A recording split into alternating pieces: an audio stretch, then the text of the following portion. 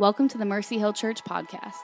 This podcast is a collection of sermons and conversations intended to stir up your affections for Jesus. We hope this content helps you know and tell the story of Jesus better.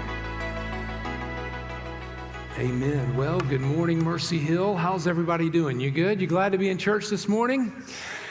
Well, I'm glad to be with you as well. I'm thrilled to be here. By the way, can we thank our worship team for leading us in worship this morning? They do such a wonderful job. Thank you, Mitchell and Brittany. Incredible to sing and worship with you. Well, my name is Matt. I'm honored to be with you this morning. Your pastor and I was thinking about it this morning. We've been friends for almost 25 years now. We met years ago in seminary, and I'm thrilled to open the Word together with you this morning while he's away, and I pray that Brandon, his wife, his kids have had a restful time. They come back renewed and ready to lead you in the next season of ministry, and I'm so grateful to be with you this morning. If you have a Bible, Ecclesiastes chapter 9 is the text that I want to teach from today. Ecclesiastes chapter 9. I want to preach a message this morning titled, Live Before You Die. Live Before You Die. If you don't have a Bible, the words are going to be on the screen this morning. Well, my wife and I just celebrated our 20th anniversary 2 weeks ago. And yeah, you can clap for that. It's great. 20 of the best years of my life. They've been okay for her, not her fault. That's more about me than it is about her. But, and we've had a lot of ups and a few downs as well over the 20 years. But three of the greatest ups of our life have been Deacon, Eden, and Roman, our kids. And my youngest son, Roman, is here this morning. He's an 11-year-old sitting beside my wife. And so 20 years of marriage. 2 weeks ago, I took my wife on a really nice vacation. I don't normally do that. I don't vacation like we vacationed 2 weeks ago, but it was her 20th. She's put up with me for 20 years. I figured, you know what, it's time to do something really, really nice. And unlike most vacations that I go on, I came home from this vacation. I was like, you know what, I'm relaxed. I'm good. I've got a suntan. But like the last day, I'm like, you know what, I'm ready to go home. It was that kind of vacation. It was just unbelievable. But you know this to be true. Most of the vacations you go on, at least most of the vacations I go on, I come home and I'm like, I need a week of vacation to make up for the week of non-vacation that I just experienced. You know what I'm talking about? You go on vacation, you know exactly what your boss calls, they checks in, they need you to solve a problem. You check in with work because you're cyber tethered to you. You know what I'm talking about, right? We live in a world where vacation is really not vacation. I was reading a Boston College professor this week, and she was describing the medieval work calendar. And she said the medieval work calendar was such that half of the year was reserved for leisure, vacation, celebration, and worship. She said the average work year for a medieval peasant was about 120 days. For a household worker, it was about 175 days. For a farmer, the medieval farmer, they worked about 180 days a year and then took the rest of the year for leisure, vacation, celebration, and worship. Now, think about it for just a moment. I'm not saying I'm jealous, and maybe Elon's going to help us with all the robots he's building, but think about modern day. Think about how we work. I read a report that was commissioned by an organization called Project Time Off recently. And Project Time Off found that the average American has 17 days of vacation a year, and 54% of us don't even take all of those days of vacation. The report said Americans work 622 million extra days per year that essentially they work for free. A third of those days, they can't be cashed out. A third of those days, they can't roll over to the next year. I understand that. I finished 2025 with 2 weeks of vacation. I could only roll over 1 week of vacation. I worked an entire week last year for free. Think about the environment that we work in. And it gets even worse when you think about vacation. You're like, and then 2/3 of us who go on vacation end up taking work with us. Now think about this for a moment. Is it no wonder that we're the most stressed and anxious generation to ever live on the planet? Doesn't it make sense? We live in a culture, modernity has been structured such that we have the most strenuous work schedules known in history. One philosopher said, the world of work is becoming our entire world and threatens to engulf us completely. Makes sense that we're the most stressed and anxious generation in history, and I think it points us to a reality that the author of Ecclesiastes chapter 9 wants to address today. And the reality is this: I think many of us don't really understand how to enjoy life. Seems like an odd topic to preach on, but Solomon, the author of Ecclesiastes chapter 9, is going to address our enjoyment of life today, and I think it's very appropriate, especially the week of July 4th. Solomon is going to talk about, help us understand how to enjoy life. Now, Ecclesiastes chapter 9, starting in verse 1, we begin our text today, and Solomon says this, starting in verse 1, he says, "So I reflected on all of this." Now, let's put into context what the author of Solomon of Ecclesiastes chapter 9 is going to discuss today. Solomon has spent the first 8 chapters of the book of Ecclesiastes addressing literally every area of life. He's talked about work. He's talked about money. He's talked about pleasure. He's talked about power. He's talked about social justice. He's talked about everything in life, and he's made a conclusion. He has a thesis about life. Often in the book of Ecclesiastes, there's a word in Hebrew. That word is hevel, and that word in your Bible is typically translated meaningless, vanity, futility. His thesis about life is not that life is meaningless, but life just seems absurd at times. I think about as a kid, I would stand on the ground and I would look in the sky and I would see these clouds, and you imagine as a kid what a cloud is actually like, and you have all of these thoughts like the angels sit on the clouds and they play their instruments, and then you get old enough to get on a plane, and eventually for the first time you plow right through those clouds and you realize there's no substance. And that's essentially what Solomon has said for the first 8 chapters of the book of Ecclesiastes. That's his thesis about life. Sometimes life appears one way, but when you plow right through it, it seems to not have substance. It's not meaningless, it just seems absurd. That's his thesis about life. And so in light of his thesis, he's then going to tell us in the remaining few chapters of Ecclesiastes how we should live in light of the absurdity of life. And so when he says, I reflected on all this, that's what he's reflecting on, his thesis about life. And then he says, and then I concluded that the righteous and the wise, 2 different people, and what they do, if you have something to write with, and this doesn't bother you, maybe you should underline this next phrase in verse 1. He says, and what they do are in God's hands. But no one knows whether love or hate awaits them. Isn't that true? You can live life and you can try to guarantee, you can build your retirement, you can secure your future. But the reality is, we're really not in control. We don't know what the future holds. Yesterday, I was at a funeral for a 27-year-old guy, godly guy, loved the Lord. He was on his motorcycle a week ago, lost control, and he died instantly.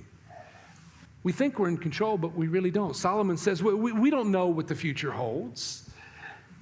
He says all share a common destiny. Now, he's going to tell us what that common destiny is. He says the righteous and the wicked, 2 different people. The good and the bad, 2 different people. The clean and the unclean, 2 different people. Those who offer sacrifices and those who do not, 2 different people.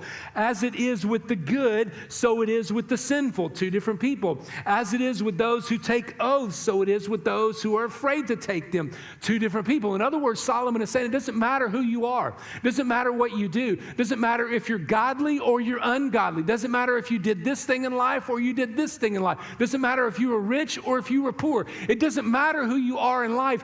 All of us have the same destiny. He goes on to say in verse 3, this is the evil in everything that happens under the sun. The same destiny overtakes us all.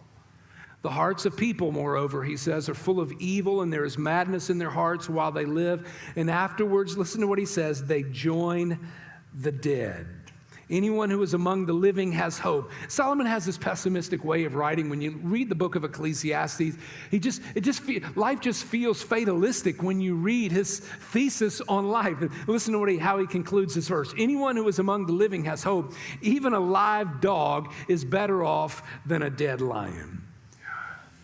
So you read the first 4 verses of Ecclesiastes chapter 9, and you have this thought that life just has this way where it doesn't make sense at times. Even when you're walking with God, sometimes life just doesn't make sense. It just seems absurd. Now, Solomon wrote another book. That book is Proverbs. And sometimes when you read the book of Proverbs, it's a wisdom book. Oftentimes, Proverbs reads like a book of guarantees. I read Proverbs chapter 28 this morning. And Proverbs oftentimes will read like a book of guarantees. If you do A, this thing, God will do B, this thing. Let me give you a couple examples. Proverbs chapter 3, verse 10 says, honor the Lord with your first fruits. Work hard and be honest, and God will bless you with wealth, honor, and riches. But don't you know, there are people that you and I both know who've worked hard their entire life. They were generous. They lived generously, but they were never rich. They were never honored. Proverbs chapter 6, verse 10 and 11, a little sleep, a little slumber, a little folding of the hands to rest. Now, Solomon's talking about laziness here. He goes on to say the result of laziness in Proverbs chapter 6, verse 11, and poverty will come on you like a thief and scarcity like an armed man. Yeah, I know a man who has never worked a day in his life. He plays golf literally every single day of his life. He inherited 8 figures from his father and his father's business. He owns multi-million-dollar houses in 3 different states. Proverbs chapter 22, verse 6, train up a child in the way he should go, and when he is old, he will not depart from it. I had a conversation with a man in our church this week, a very godly man. He's been on our personnel team and finance team. He's been a deacon, just a godly man. He's got 4 kids. 3 kids love the Lord. 1 kid is as far away from the Lord as he could possibly be. It's just hard to explain. You read the book of Proverbs and you're like, and it seems like if I do A good thing, God's going to do B even greater things. But sometimes in life, that's just not how it works. Now, when you read the book of Ecclesiastes, at times it feels just like the book of Proverbs. It's also a wisdom book. And when you read Ecclesiastes and when you read Proverbs, I believe if you live by those things in Ecclesiastes and those things in Proverbs, I believe if you lead your life and lead your family in those ways, I believe success will come. I believe honor will come. I believe good kids will come more often than not. But here's the truth. Proverbs is not fail-safe. It doesn't guarantee that that's actually always going to happen. And some of you know it to be true. Some of you have lived your life according to what the Bible says. You've lived your life according to the Proverbs, and still the opposite of what the Proverbs said happened. You operated your business in a way that honored the Lord, yet the business still went under. You honored your spouse, and you were faithful to her, yet your spouse was unfaithful to you, and eventually that marriage ended in divorce. You worked hard for a lot of years, and you got to the end of your vocational life, and you didn't have a penny to save. You didn't have a retirement to live on. And the truth is, life is full of all of these kinds of moments. Even here in chapter 9, there's a man who was very poor, but he was wise, the Bible said. And in his wisdom, he saved the city from destruction. But there were people in the city who figured out a way to take the credit for saving the city from destruction, and they received honor. And the Bible says he was the one who was forgotten. So you read the first 4 verses of Ecclesiastes chapter 9. And Pastor Matt, what are you trying to say? Well, the first 4 verses of Ecclesiastes chapter 9 have a way of reminding us of what Solomon has done many, many times in the book of Ecclesiastes. And Solomon is going to say, life is not meaningless, but at times it just seems absurd. At times, it just seems absurd. The things you think you can count on in life, a lot of times they just don't come to fruition. The things in your life that you've tried to secure, the things in your life that you tried to guarantee, the things in your life that you tried to control, sometimes those things just don't come to fruition. And so Solomon reminds us in the first 4 verses of chapter 9 that death is the only certainty in life. Death is the only thing that's certain. Death is the only thing that's guaranteed. It's the only thing that we know is going to happen to each and every one of us. Now listen to Ecclesiastes chapter 9, verse 14. Now there's something else, Solomon says, meaningless that occurs on earth. The righteous who get what the wicked deserve, and the wicked who get what the righteous deserve. This too, Solomon says, I say is meaningless. Sometimes you just can't explain life. You can't explain why that thing happened. You can't explain why that kid made that choice. You can't explain how your retirement disappeared in an instant. Sometimes, and I believe at some point in your life, the hevel is going to hit the fan. And if we've built our lives around this tight understanding of Proverbs and Ecclesiastes, that if I would just do a good thing, God will do B, greater things. And I believe at some point in your life, your perspective is going to be surprised. That's because the only thing that's certain in life is death. And the reason that that's the only thing certain in life is because of sin, and it happens to all of us. It doesn't matter who you are. It doesn't matter what your background is. It doesn't matter what your social status is. It doesn't matter what your vocation is. It happens to all of us. It happens to the pastor who preaches every week.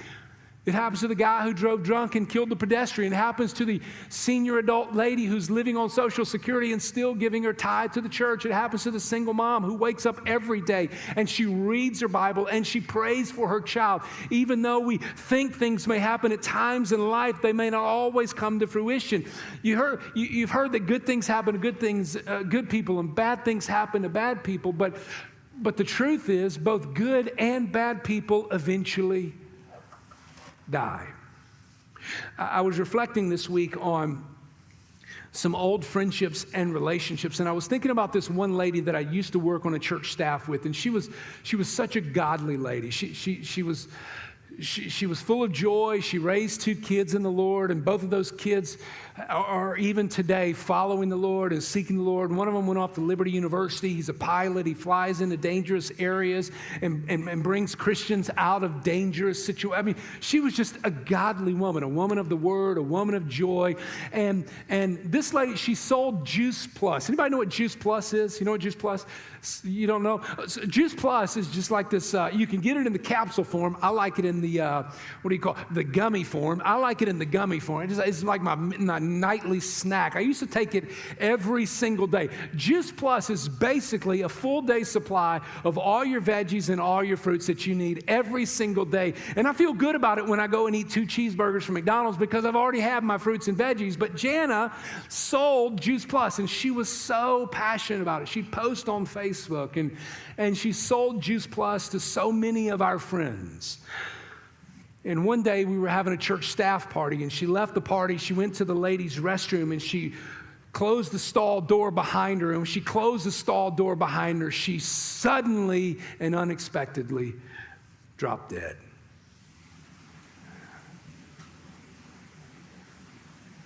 Life is uncertain. Life doesn't always go the way we imagine. It's filled with uncertainty. And we do our best, and we should do our best to try to extend our lives. We eat healthy, we work out, we exercise. But the truth is, when our time up, we're done. And none of us know when that will be. But that's why Solomon says in verse 1, he brings us back to the reality that you may have underlined this morning. He says, and all of our lives are in God's hands. And so you read the book of Ecclesiastes, you're like, wow, Solomon has such a pessimistic view of life. He's got this cold, hard perspective about life. But I believe when you read the book of Ecclesiastes, it allows us to come to this sobering reality about life. And so Solomon says the only thing that's certain in life is death. And so in light of the certainty in life that is death, the question is, what do we do with the fact that life is certain? Now look at verse 5 with me. Look at verse 5. Verse 5 says this, for the living know that they will die. Don't you know that? I mean, every day, I'm 48, every new day that I wake up, every funeral that I attend, every ache in my body just reminds me I'm one day closer to the day that I will see Jesus. For the living know they will die, but the dead know nothing. He says they have no further reward, and even their name is forgotten. I left this funeral yesterday. I walked out of the sanctuary, and I'm crossing from our sanctuary building over into our A building, and I'm walking, and I'm watching the crowd that's going to this reception. They invited everybody to come, and I just had this thought, we just eulogized this young kid, 27 years old, who thought he was in control, lost control, and his life ended in a second. And now we're walking to the lunch, and I saw the crowd walking over there, and this thought came over my mind, like we've eulogized him, we're going to eat lunch, and then for the most of us, we'll forget him for eternity. He'll be forgotten. And Solomon says, and even their name is forgotten. Verse 6, he says, their love, that's a good thing. Their hate, that's not a great thing. Their jealousy, not a great thing, have long since vanished. He says, never again will they have a part in anything that happens under the sun. And so the preacher here, the author, the writer of Ecclesiastes says that when you die, your love, your hate, your jealousy, all of those things in your life that you're building, and by the way, aren't we all building something? We're all investing our lives into something. We're investing our time into something. We're investing our finances into something. We're investing our wisdom in this. We're all investing. We're all building something. And Solomon is saying, it's sort of this shock value that just rings in our ears, like life is absurd. The things that you're building, your work, your job, your wealth, your wisdom, does what you're investing in today, so persistently today, does it have any value? Are they good things? Are they right things? Are they godly things? Are they things that really matter? The truth is, there's probably some things in all of our lives today. They're consuming our lives, and they're robbing us of the joy that God intends for all the days of our lives. And so I think what Solomon is doing here in the first 4 verses, he's pointing us to death, but really the truth is he's trying to point us beyond death. He's trying to point us to this life that can be lived with God and full of joy, that's not robbed because of the mundane things of life. That's not robbed because of the difficulty of our job. That's not robbed because of the pain of our life. That's not robbed because of the mysteries in our life. That's not robbed because of the absurdities in our lives. So he's pointing us to joy. It's as if he's saying death is the only thing in life that's certain. And because it's the only thing in life that's certain, give your time to the things that are valuable and eternal. So what are those things? Well, he tells us in verse 7, he says, go, eat your food with gladness, drink your wine with a joyful heart, for God has already approved what you do. Always be clothed in white, and always anoint your head with oil. Enjoy life with your wife, whom you love, all the days of this meaningless life that God has given you under the sun. All your meaningless days, for this is your lot in life, and in your toilsome labor under the sun. Listen to what he's saying here.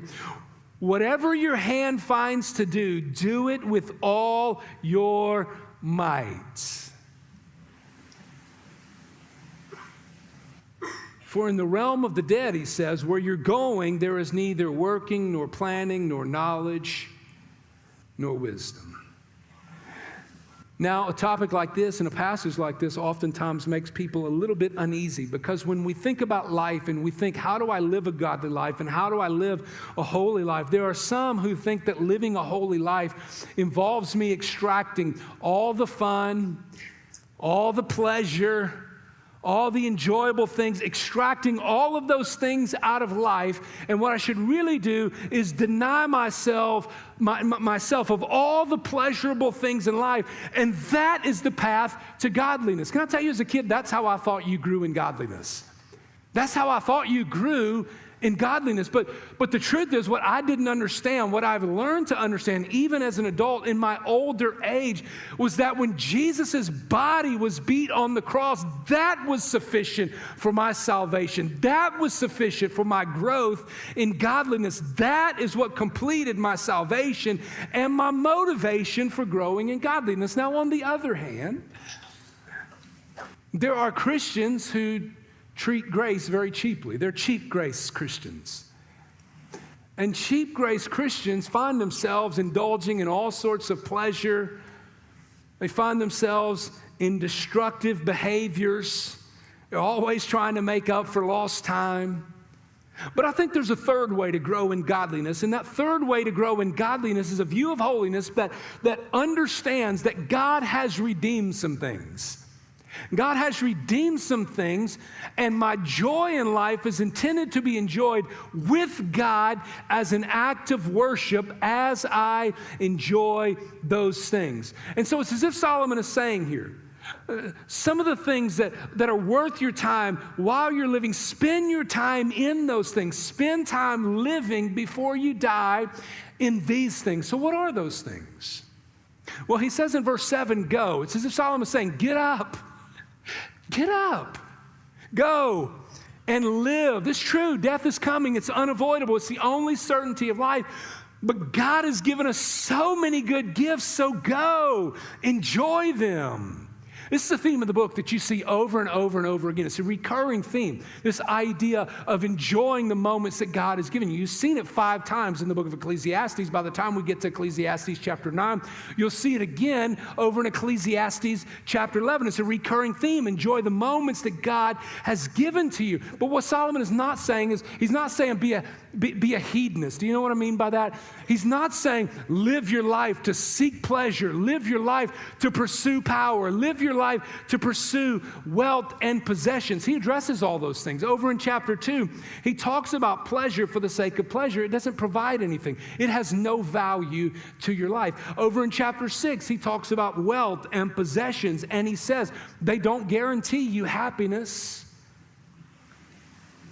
But all of the experiences that Solomon says we are to enjoy, now listen, they're mentioned to us as a gift from God, a gift from God.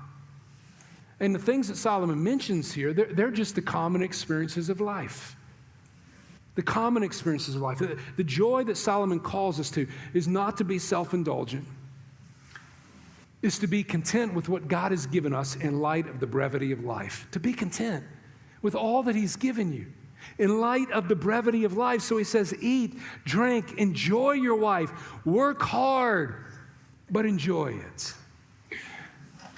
I'm old enough now at 48 to know there's a cycle in life. Some of you who are younger are experiencing it in a little bit different way, like I experienced it when I was growing up.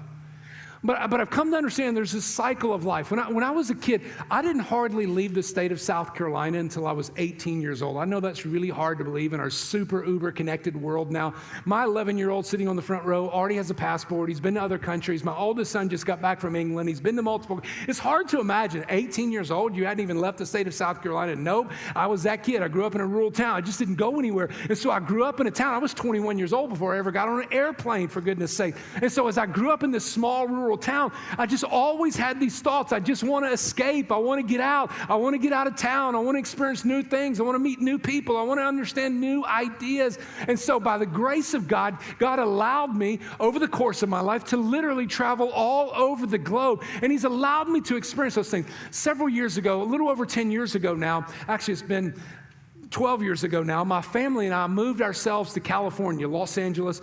Our church, First Baptist Woodstock, I was Cole's youth pastor at the time, launched us to plant a church out there. By the grace of God, we planted a church that grew in Burbank. We multiplied to a second campus, and God was doing incredible things. The church is still there. But while I was in California, I began to understand this cycle of life. Listen to me. Is this you? I started to long for some of those things in my past.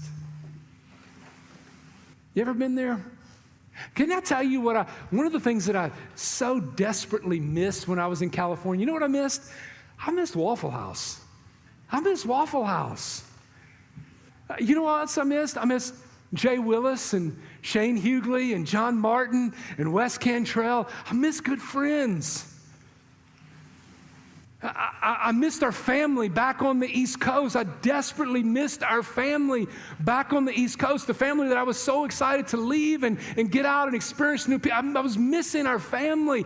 I was missing the camaraderie that I had as the youth pastor. I was missing all of these things in my past. And life has a way of having a cycle in life. When you yearn for these things and then you get here and then you yearn for something in the past, life just has a way of doing that to us. And then slowly you realize the value of the things that you wanted to leave. And typically those things that you wanted to leave are the common experiences in life. Now listen to me very closely. And this may be the most impactful thing you'll hear this morning. Listen to me.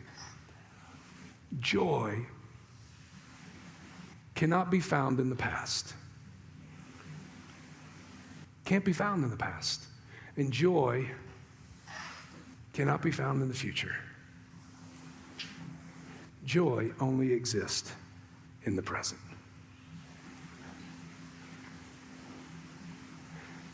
We grow up and we yearn for things in our past. And we work so hard to pursue some unattainable thing in our future. And Solomon is calling us back to this place today where we understand that death is the only certainty in life, and yet joy only exists in the present. Do you hear that? The joy that God intends for your life is right in front of you. It's right in front of you. It's not in your past. It's not in your future. It's right in front of you. It's not some elusive future that you're chasing or hoping for. And then we begin to consider the fact that nearly everything in our life mitigates against the enjoyment of today. Think about how everything in your life mitigates against the possibility and the probability and the actuality of enjoying. Think about it. Social media.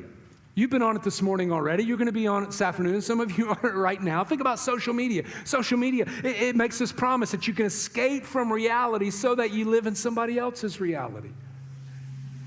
Think about our obsession with work. We work so hard and we come home at the end of the day with nothing left to give. No emotions, no words, no nothing, no wisdom, no joy. We work so hard and we come home and we have nothing left to give to our family, our friends, and our roommates. And then Apple tells us, hey, you can escape your reality and enter into a virtual reality. There's so many things in life that mitigate against our ability to enjoy today. And we often find it easier to escape life and we just endure life than we do to enjoy life and receive it as a gift from God. And so in light of the first few verses of Ecclesiastes chapter 9, Solomon's got this proposal for us. He's got this idea that he places in front of us to not let our ambition for success, not let the opportunity for escape ruin the time you have today. Now, Mercy Hill, please hear me this morning. The ability to enjoy life is not just a gift from God. It's His desire for you. The ability to enjoy life is not just a gift from God. It's His desire for you today. Not yesterday, not tomorrow, but for today. You say, Pastor Matt, but you don't know. If you only knew my story, trust me, I'm not downplaying your story, and everybody has a unique one, and God knows every single one of your stories. But as a pastor, I've probably heard most of them. But Solomon says to us back in chapter 3, whatever season of life you're in, you still have the ability to enjoy, to embrace the season, to experience joy in the season, to use it profitably, to be faithful in the season that God has placed you in. You say, Pastor Matt, my season is so hard. You don't even know. You don't understand my boss. You don't understand my home life. Really, the words of Solomon remind me of another man. Matthew chapter 11, the scripture says, the Son of Man came eating and drinking, and they said, here is a glutton and a drunkard and a friend of tax collectors and sinners, but wisdom is proved right by her deeds. Think about that. Jesus himself, a godly man who wanted nothing else to do but to honor the Father. Jesus, a man who lived on mission. Jesus, the same man who had a unique way of experiencing joy in every single moment. So much so that the religious people looked at him and they accused him of enjoying life a little too much. Now, all of my family members in this stage of my life, all of my family members have passed on. All four of my grandparents have passed on. My dad passed in 1999. My wife's mother passed away suddenly last January. My mother is on the verge of passing. Really, the only family members we have left are my wife's dad and my sister. We don't have a whole lot of family members left, but when I think back over some of the best memories I ever had and I ever spent with some of my grandparents, some of those best memories came over a plate of food. And my dad's mom, her name was Kate. I called her Nanny Kate. That was how I talked. Nanny Kate. She was my nanny. She was my grandmother. Her name was Kate, and Kate loved a good meal. She loved a good meal, and she loved enjoying a meal, but listen, she didn't care if it was vegan. She didn't care if it was gluten-free. She didn't care if it was healthy. She never had a veggie straw. She never had a seaweed chip in her entire life, but she loved Waffle House. And we ate at Waffle House as much as humanly possible. Anybody ever been to does anybody just see who's saved in the house this morning? Okay, all right, good. I mean, I love Waffle. It may be the dirtiest, nastiest, most unclean restaurant in all of America, and I couldn't love it more. I love Waffle House. And some of my greatest memories were shared with my grandparents over a plate of food at Waffle House. My dad died in 1999, and when my dad died, my grandfather was in his mid-70s. He came back to work because our family owned a business. We were blue collar as blue collar could possibly be. We owned a service station.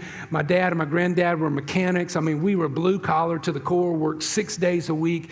And so my grandfather, when my dad passed, he came back to work. And one day he was standing on the back of a rollback wrecker and somehow lost his balance and fell off the rollback, and he hit his head on a concrete block. And I know this to be true because my grandfather was this kind of a guy.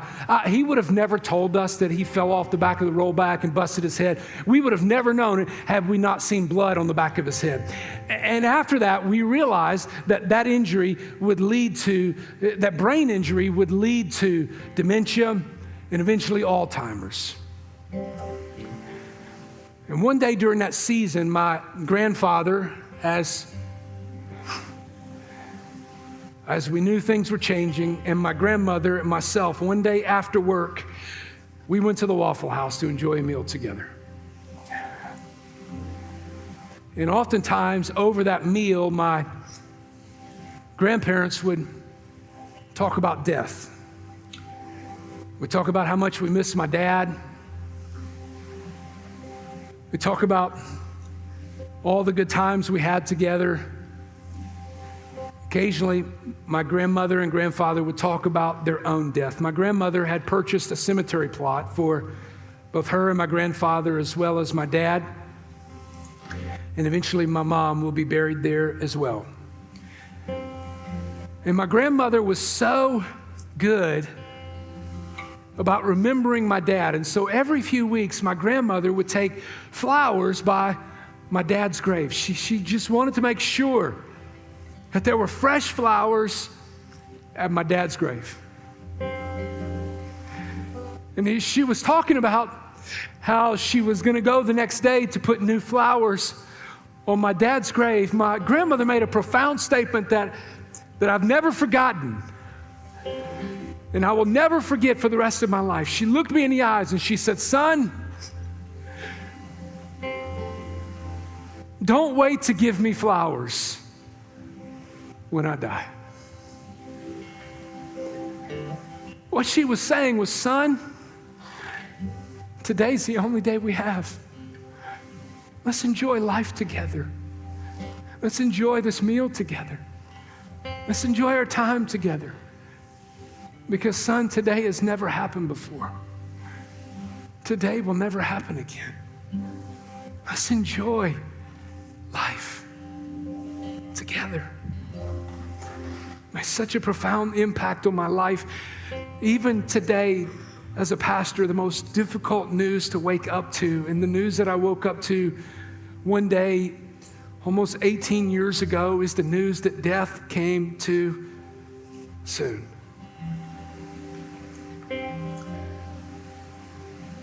We never expect it, but it's the only thing that's certain in life. Death is the only thing that's certain. And in light of what Solomon says in the first 4 chapters, that death is the only thing that's certain, that joy only exists in the moment, I believe Solomon has a word for us this week of July 4th.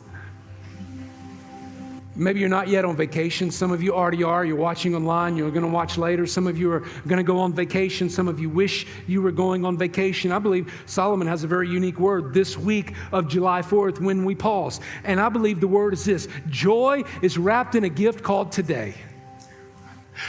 So experience it while you still have time. Joy is a gift.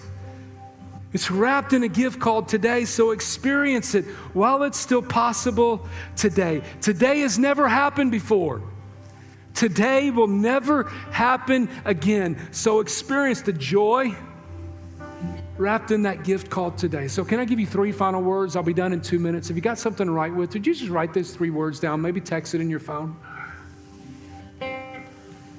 3 words as a point of illustration application today. How to experience the joy of today. Number 1, can I encourage you? Slow down. Slow down. Luke 10:38, and she went up to him and said, Lord, do you not care that my sister has left me to serve alone? Tell her then to help me. But the Lord answered her, Martha, Martha, you're anxious and you're troubled about many things, but one thing is necessary, and Mary has chosen the good portion. Mary slowed down.